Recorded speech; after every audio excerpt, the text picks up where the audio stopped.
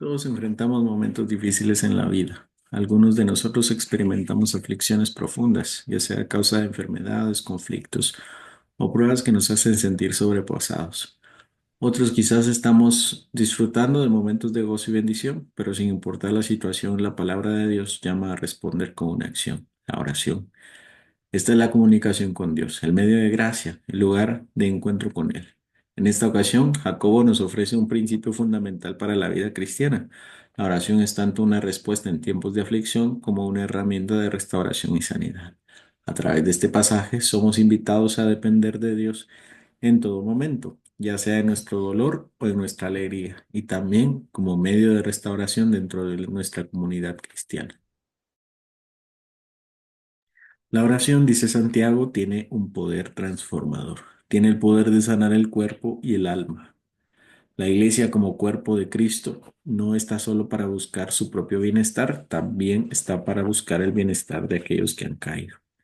Hoy al meditar en estos versículos veremos cómo la oración es un medio poderoso para la restauración, tanto personal como eclesiástica. Dios nos ha dado este recurso valioso para sanar, restaurar y fortalecer a su pueblo. Pero ¿estamos usando este regalo de manera adecuada? ¿Estamos intercediendo por nuestros hermanos y siendo parte activa de este proceso? En esta última ocasión meditaremos en la oración y veremos cómo este pasaje concluye una carta que es enviada a las manos y pies del cristiano. Versículo 13, capítulo 5. ¿Está alguno entre vosotros afligido? Haga oración. ¿Está alguno alegre? Cante alabanzas. Dos preguntas introductorias fundamentales que pueden resumirse en una sola. ¿Cómo está nuestro ánimo hoy?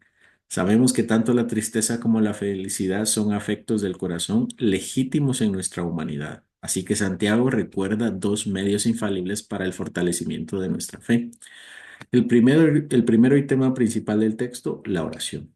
Orar en tiempos de aflicción es reconocer nuestra dependencia de Dios. A través de la oración, entregamos nuestros miedos, nuestras ansiedades y nuestras cargas en las manos de aquel que es soberano sobre todas las circunstancias. Es un acto de fe que afirma que Dios tiene el poder y la voluntad para intervenir en nuestras vidas. La oración también abre el corazón para que Dios nos dé su paz, nos dé la sabiduría para afrontar lo que estamos viviendo y nos permite experimentar su consuelo. El siguiente, más que un remedio reactivo, podemos decirle una vitamina preventiva, las alabanzas. Aquí la palabra saltero o salteto naturalmente debe ser traducido cantesalmos o salmodie. Reina Valera de 1960 traduce alabanzas. Por eso, porque eso significa la palabra salmos, significa alabanzas. Pero que la traducción no estropee nuestro entendimiento. Los salmos del Señor son los entregados para poner en nuestra boca como gratitud. Cuando experimentamos gozo, ya sea por una bendición, un logro, una paz que sobrepasa nuestras circunstancias, Santiago nos anima a responder con alabanzas, con salmos, en lugar de simplemente disfrutar del momento de manera egoísta, orgullosa o superficial. Se nos invita a reconocer que toda buena dádiva y todo don perfecto proviene de Dios, el Padre de las luces, y por tanto debemos alabarle con gratitud. La alabanza en tiempos de gozo es una forma de honrar a Dios, de poner en perspectiva nuestras bendiciones y de reconocer que Él es la fuente de nuestra felicidad. Además de la gratitud individual, también es un acto de comunión con la Iglesia de Cristo, pues nuestra alabanza no es solo para nosotros, sino para glorificar a Dios, es para edificar a los demás. El gozo entonces se convierte en una oportunidad para adorarlo, para compartir su bondad, recordando que nuestras bendiciones son siempre una expresión de su gracia y amor. Pero Santiago parece expresar esto último solo como un contraste, porque realmente quiere enfocarse en lo primero, la oración en la dificultad. Versículo 15.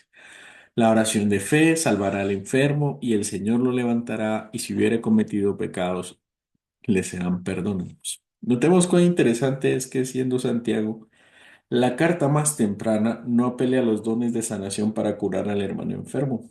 Él busca lo que Dios ha dado a todo creyente.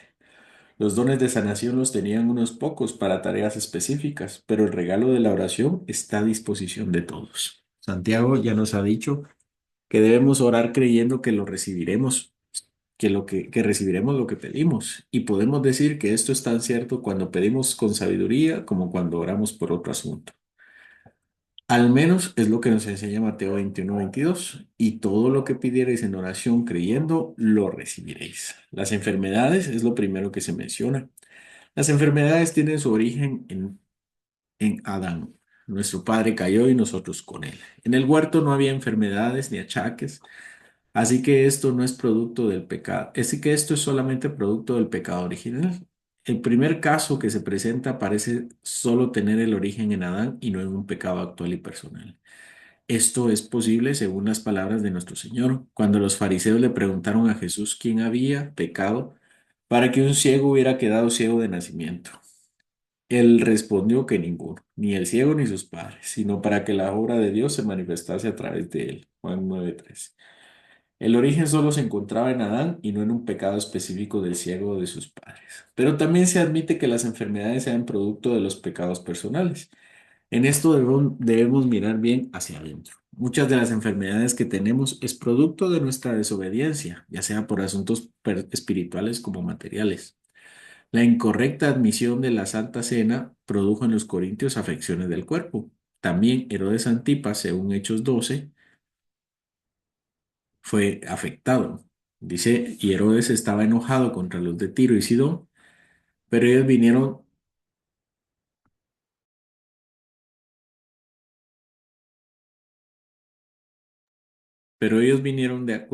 vinieron de acuerdo ante él y sobornado Blasto, que era camarero mayor del rey, pedían paz, porque su territorio estaba abastecido por el rey, por el del rey.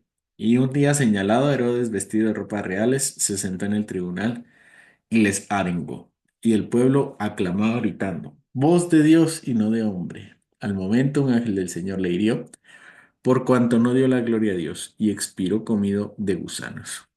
O lo que Jesús dijo al paralítico de Betesda en Juan 5:14. Después Jesús, después la halló Jesús en el templo y le dijo, mira, has sido sanado, no peques más, para que no te venga una cosa peor. Pero también intuitivamente sabemos las consecuencias del pecado contra el cuerpo.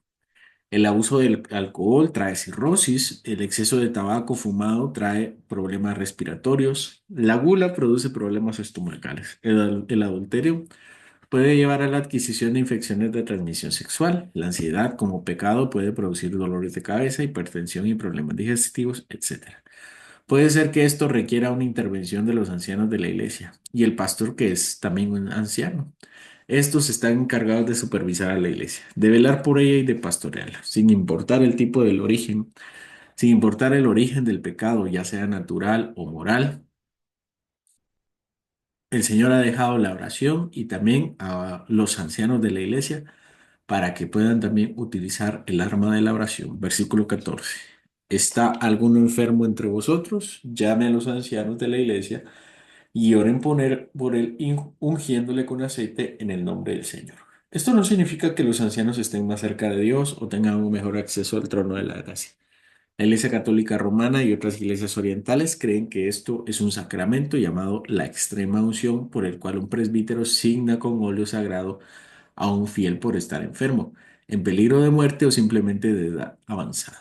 Con esta acción se significa que le es concedido al enfermo o al anciano una gracia especial eficaz para fortalecerlo y reconfortarlo en su enfermedad y prepararlo para el encuentro con Dios. Eso fue ratificado en el concilio, en los concilios de Florencia en el siglo XV y en Trento del siglo XVI. Esto unido a Marcos 6, que se ordena a los apóstoles ungir con aceite a los enfermos para sanarlos, y en el pueblo de Israel el ungimiento con aceite está íntimamente ligado al apartamiento de una persona para Dios, es decir, una obra espiritual de Dios. Debemos decir que la extrema unción no tiene ningún sentido ni correspondencia bíblica porque el aceite y la oración eran para sanar, no para preparar a alguien para la muerte.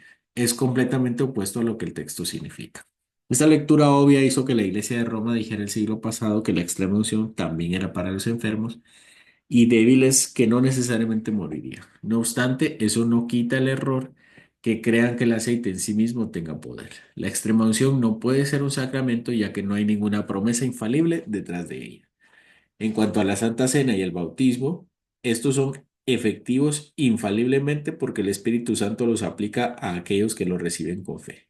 Pero la sanación o el fortalecimiento no necesariamente se da aunque la persona se acerque con mucha fe.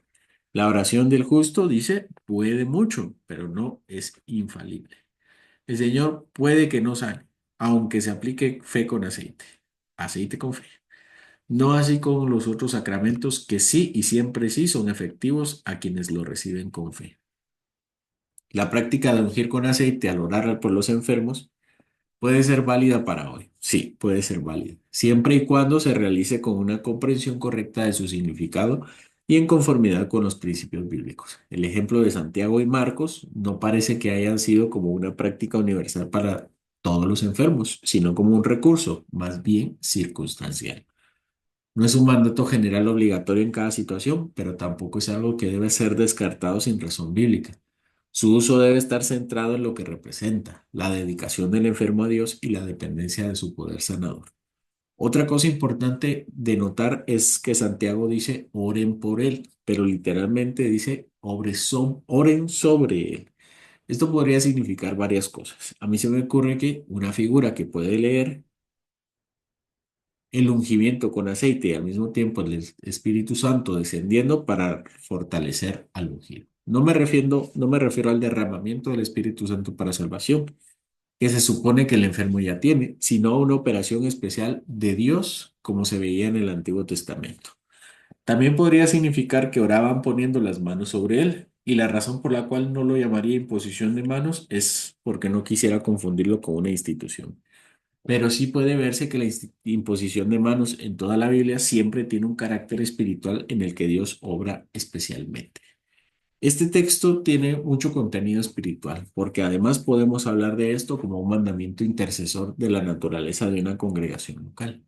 El Señor ha puesto a los ancianos sobre una iglesia local específica. El pastor tiene tanto la obligación de visitar a los enfermos como el miembro tiene la obligación de solicitar oración cuando su cuerpo y alma desfallezcan. Es lamentable cuando los ancianos olvidan su deber de velar por las ovejas del rebaño, especialmente en momentos de enfermedad o cuando los miembros de la iglesia enfrentan el sufrimiento en aislamiento sin pedir ayuda espiritual que Dios ha provisto a través de sus líderes. Este texto nos recuerda que los ancianos tienen la responsabilidad de visitar a los enfermos y orar por ellos, pero también que los enfermos deben ser humildes para pedir esa visita.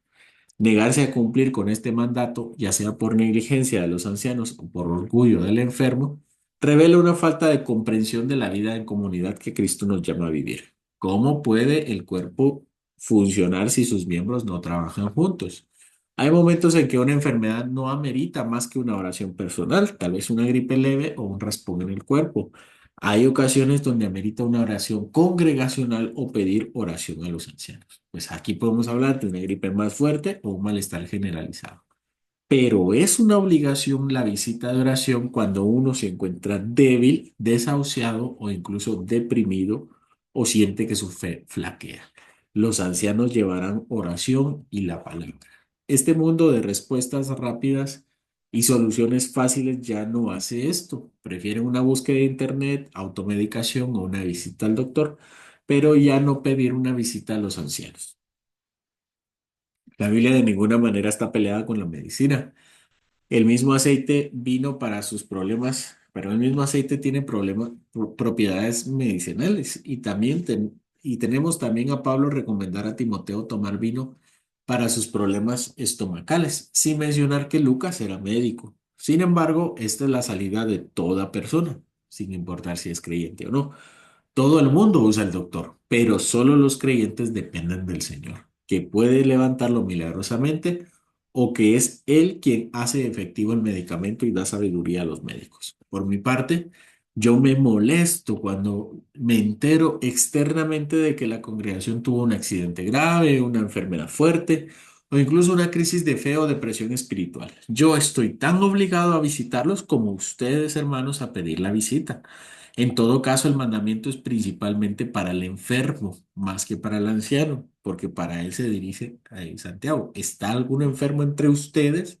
Mandamiento directo para el enfermo y indirecto para los ancianos. Por otro lado, yo me disculpo si Si yo sí he recibido las peticiones y no he ido o no he orado. Pero gracias a Dios existe este texto para recordarnos nuestras obligaciones como cuerpo de Cristo. Esta oración intercesora puede que arroje algunas luces. La enfermedad corporal o el debilitamiento espiritual puede que tenga algún origen en un pecado de la persona. Por eso dice, versículo 16, confesaos vuestras ofensas unos a otros y orad unos por otros para que seáis sanados. Este texto puede interpretarse de dos formas. O los cristianos han cometido cualquier pecado y le pida a otro que le ayude a orar e interceder por él delante del Padre, o porque esta sea una disculpa contra alguien al que se ofendió. Entonces, esta es una reconciliación de un ofensor humillado que pide perdón tanto a la persona como a Dios. Así que esto es tanto un llamado a pedir perdón a otros como a otorgarlo, a interceder por otros como a pedir intercesión. Si falta esto en nuestra vida, muy difícilmente seremos sanados por el Señor. Esto no porque el Señor sea impotente, sino porque desea nuestra obediencia y nuestra disposición a buscar en las formas en que Él nos ha dejado. Al final de cuentas, la calidad de pecador del creyente importa poco, siempre y cuando se acerque según las órdenes de Dios. Por eso dice, la oración eficaz del justo puede mucho. ¿Esto eficaz qué significa? Sino que la oración debe hacerse en los términos del Señor. Quien la presenta es, para empezar, un justo. La Biblia no habla de ser justos como sinónimo de perfección absoluta. Sabemos que esta solo la posee Dios. Justo es presentado como una persona piadosa que busca al Señor. Tenemos que la Biblia llama a Noé justo, como a José, padre de nuestro Señor, Simeón el cantor del Nunc Dimittis y Zacarías y Elizabeth, padres de Juan el Bautista. Recientemente, en líneas arriba, Santiago nos ha hablado de Job como ejemplo de paciencia en el sufrimiento. Y aunque no lo mencione, no se le mencione como ejemplo de justicia, es muy probable que lo haya tenido en la mente. Pero Jacobo quiere demostrarnos que una oración eficaz depende de un justo y que un justo no es sinónimo de ser perfecto. El ejemplo que pone es Elías, versículos 17 y 18. Elías era un hombre sujeto a pasiones semejantes a las nuestras y oró fervientemente para que no lloviese y no llovió sobre la tierra por 3 años y 6 meses. Y otra vez oró y el cielo dio lluvia y la tierra produjo su fruto. Él era un hombre justo, no perfecto. Es curiosa la historia que Santiago usa porque en la Biblia no dice que Elías haya orado para que dejara de llover o para que volviera a llover. En segundo de Reyes 17 dice que Elías se presentó ante el rey Acab para profetizarlo. Vive Jehová Dios de Israel, en cuya presencia estoy, que no habrá lluvia ni rocío en estos años, sino por mi palabra hasta que él dijera con su boca, hasta que Elías dijera con su boca que yo vería iba a llover. Se cree que Santiago tuvo un acceso a tradición judía que decía que él oró. Esto no significa que no se lo haya pedido a Dios, simplemente se deduce. Tras haber dado la palabra a Acab, el Señor le ordena a Elías esconderse en el arroyo de Kerit para ser alimentado por cuervos. Como no había llovido naturalmente, el arroyo se secó. El Señor entonces le ordena ir con una viuda en Sarepta, la cual había recibido instrucciones para hospedarlo.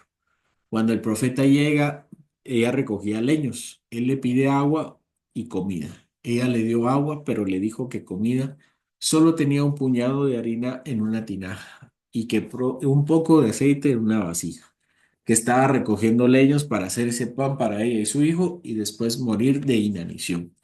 Elías le pidió que no temiera y que le diera comida igualmente. Él comería y no ellos. Todos conocemos el milagro. Elías profetizó que la tinaja no dejaría de dar harina, ni la vasija aceite hasta que volviera a llover, y así fue.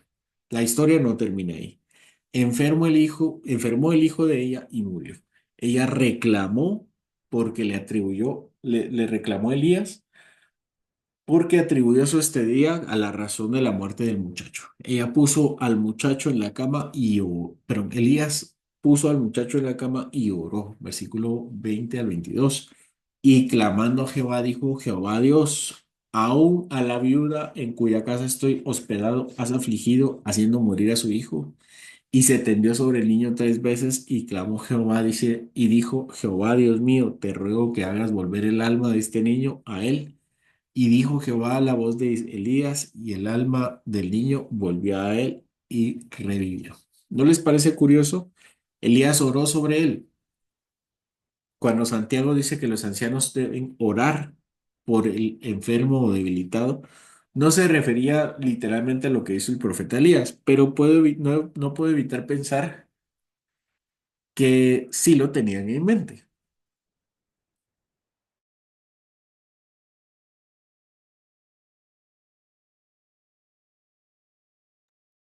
A continuación, en el siguiente capítulo, la conocida historia en la que enfrentó a los profetas de Baal con un reto, edificar un altar para que al clamar a sus dioses se encendiera fuego para consumir el holocausto. Estos no pudieron hacerlo y Elías se burlaba. Sin embargo, en el turno de Elías, este oró a Dios y Dios envió fuego del cielo que consumió el altar, que además estaba empapado de agua. El pueblo reunido adoró a Dios y Elías emprendió la persecución de los profetas de Baal para degollarlos.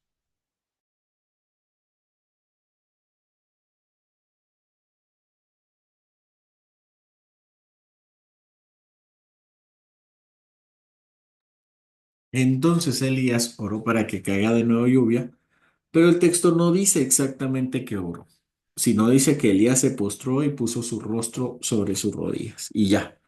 La Biblia solo dice que Elías hizo eso y entonces llovió. Elías, hombre poderoso en espíritu que hizo grandes proezas en el nombre del Señor para su gloria y para el beneficio de su pueblo, ¿cómo sin dudar se presentó ante acá para asegurar que dejaría de llover y que de su boca y de nadie más volvería la lluvia? ¿Cómo con fe recibió comida de los siervos? ¿Cómo con seguridad fue con la vida de Zareta y le pidió comida, asegurando que la comida en su casa no terminaría milagrosamente hasta que volviera a llover? ¿Cómo con confianza se colocó sobre el niño para poder orar y resucitarlo? Él no dijo, vamos a ver si resucitan. Él ya sabía la respuesta del Señor, solo hacía falta pedírselo. ¿Cómo enfrentó a los profetas de Baal y estaba segurísimo de que Dios enviaría fuego para hacer su holocausto? Como estaba también convencido que al orar volvería a llover y así fue. La oración del justo pudo mucho. Pero Santiago quiere que además de ver la fe de Elías, veamos que era un hombre sujeto a pasiones. En cuanto volvió a llover, Elías corrió de Acab. Acab le contó a su esposa Jezabel lo que había sucedido y ella juró por sus dioses que lo mataría igual.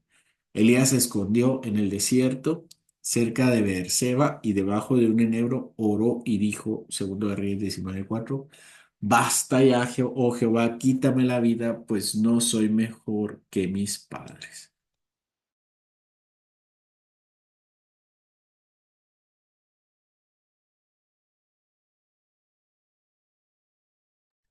Elías era justo no porque fuera perfecto, sino porque dependía de Dios en su oración y en sus luchas. Su ejemplo nos enseña que la justicia no es exclusiva, no excluye las batallas emocionales, pero también que en medio de ellas podemos acercarnos a Dios con la confianza de que Él escucha nuestras oraciones y nos fortalece. Esta oración que Elías hizo no es como Santiago nos pide que oremos, sino que era completamente pecaminosa. No debemos pedirle a Dios que nos quite la vida por algún motivo, por ningún motivo. Desear que su reino venga no es lo mismo que pedir que nos quite la vida. El ejemplo de Elías es más que un ejemplo de debilidad, sino un ejemplo de que incluso podemos acercarnos a Dios con oraciones pecaminosas, pero que el Señor tiene misericordia. Él envió un ángel que le dio comida a Elías. El Señor le pidió a Elías que siguiera su camino, pero ya estaba fortalecido porque había comido. ¿Podría ser su cuadro depresivo una mezcla de miedo a Jezabel y mucha hambre? El hambre es poderosa, muchas veces nos irrita y nos hace pecar. Somos hombres sujetos a nuestras pasiones y si siguieran leyendo, la lucha interna de Elías continúa.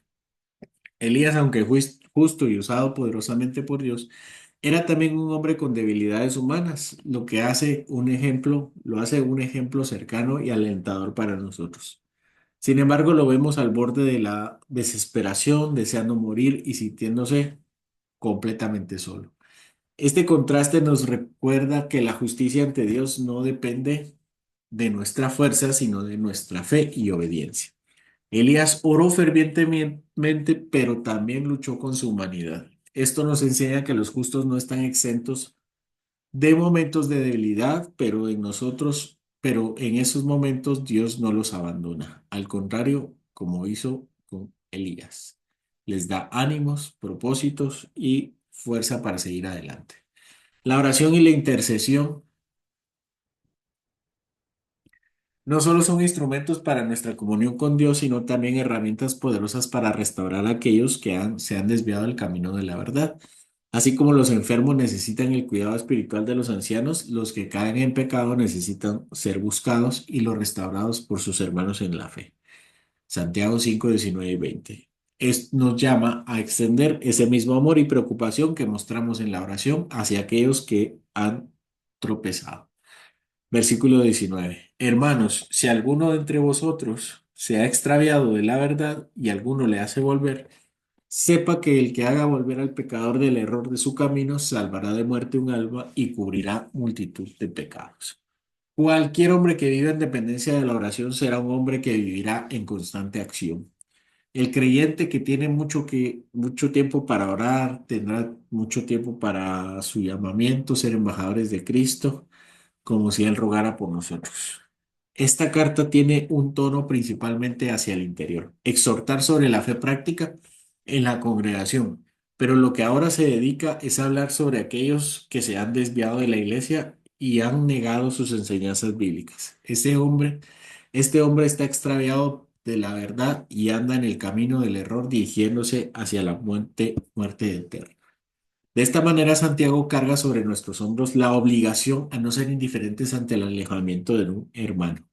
Aquí se nos recuerda que la vida cristiana no se vive en aislamiento, sino en comunidad, donde todos los miembros tienen una responsabilidad mutua. Si un hermano o una hermana cae en el error, la iglesia no debe permanecer impasible ni juzgar desde lejos, sino buscar activamente traerlo de vuelta al camino. Este acto de amor no es menor, porque al restaurar a un pecador se salva un alma de la muerte y se cubre multitud de pecados. Y el poder de cubrir los pecados o perdonarlos no viene de la iglesia misma, sino del mensaje que predica y del espíritu que lleva ese mensaje de corazón. Este llamado a la restauración nos recuerda el corazón del Evangelio, un Dios que busca y salva lo que se ha perdido. Así como Cristo dejó a las 99 para buscar a la que se había extraviado, Lucas 15, 4 al 7, restaurar a alguien implica un esfuerzo intencional lleno de humildad y amor, porque sabemos que también somos propensos a caer.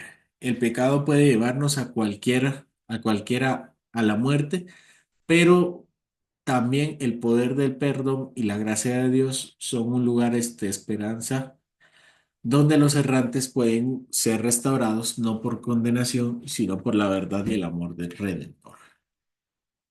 Cerrando este texto, nos enfrentamos con la realidad de nuestras debilidades y pecados en diferentes áreas de la vida, en la aflicción, en la enfermedad y en los desvíos espirituales. Este pasaje nos llama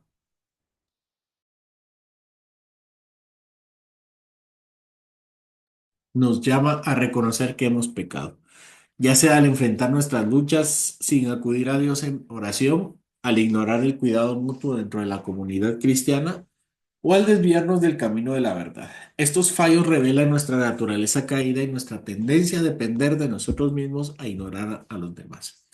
Pero en medio de nuestra fragilidad y pecado, este mensaje también nos apunta a Cristo, quien cumplió perfectamente todas estas áreas. Él oró fervientemente en sus momentos de aflicción, sanó a los enfermos porque les tuvo compasión y buscó a los extranjeros extraviados con amor. Lucas 19:10.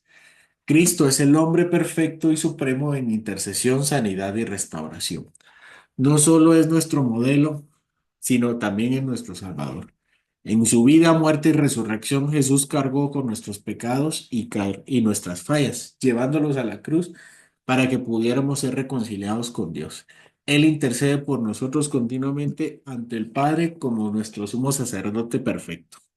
Su obra redentora nos asegura que no enfrentaremos nuestras enfermedades, pecados o desafíos espirituales solos.